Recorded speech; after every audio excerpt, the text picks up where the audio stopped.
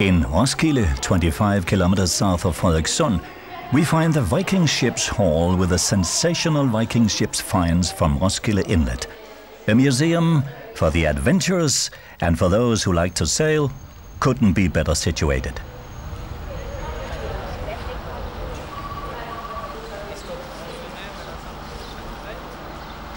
During the Viking period, Roskilde Cathedral's history also began. Harald Blåtand Christianized the Danes and built a church on the spot. Later, around the year 1175, Bishop Absalon, the founder of Copenhagen, commenced the building of a brick church on the same spot, one of the first brick buildings in Denmark.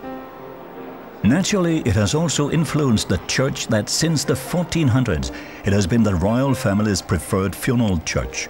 Within the four large chapels, the chancel and the cemetery from 1985, there's buried a total of 20 kings and 18 queens.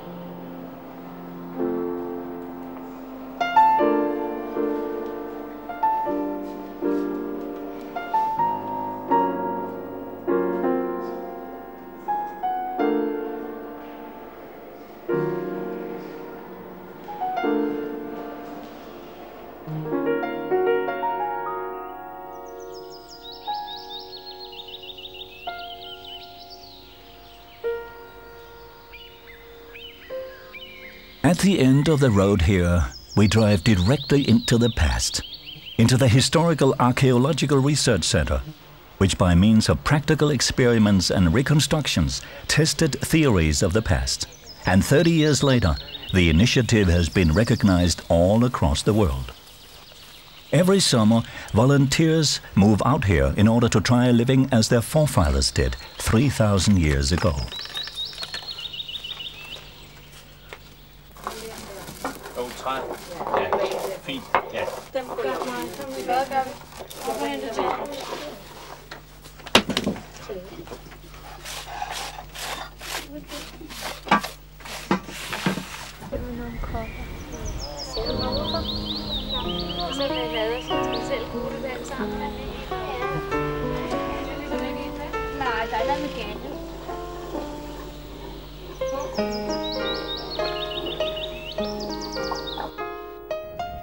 All the way out west, facing the sea, lies Kalundborg. The town has a large harbor, but it's especially known for its five-steepled church whose equal is not to be found anywhere in the world. Western Zealand isn't one of our most visited regions, but it's beautiful here. Very varied landscapes with varying nature that has wind-blown trees in the north and beautiful idle a bit further inland. And it's exactly this which is one of the great experiences of visiting Denmark, to drive through the country experiencing the diversity. In 1991, the Marguerite route opened, so it was possible to follow along 3,500 kilometers of the most beautiful Danish nature. South Zealand will for many be a surprise. It is so different from North Zealand that you can wonder if you're on the same island. Through the most beautiful regions runs the Soos stream, Zealand's largest stream. As such, it has a great significance, and it is no coincidence that the town of Næstved has arisen on its banks. A bit south of Næstved lies the magnificent Rococo castle Gavnø. Since 1957, the castle has been one of Zealand's great garden attractions.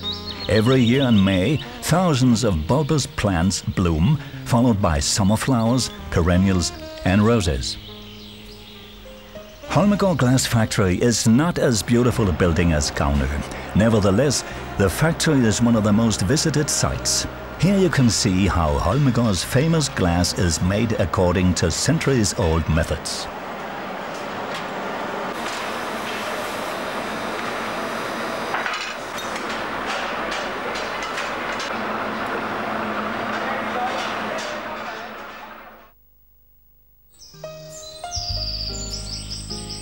Upon Stevns Cliff lies Højerup Church. About it, it's said that every Christmas night it moves the length of a hand in towards land. But this is apparently not sufficient. In 1928, the church choir toppled down into the sea. Today, its 600-year-old life is secured with beams and cement. Vordingborg, in the most southern part of South Zealand, was a central town in ancient Denmark, and like all important towns, it has a castle.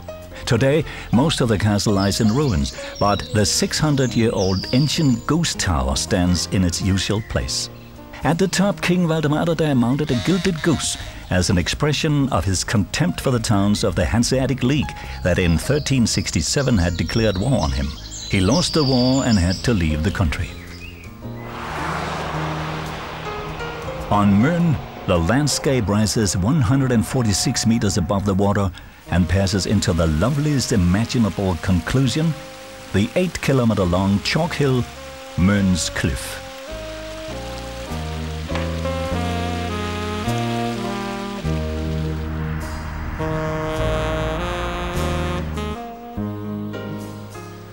Around 1970, Count E.C. Knud transformed his fields and forest into a park of astonishing dimensions.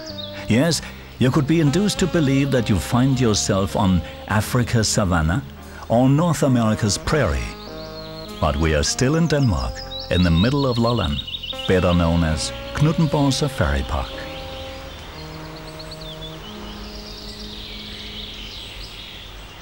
Lolland is flat with good rich farmland that forms a bridge to the island of Falster, where Denmark's southernmost point is located.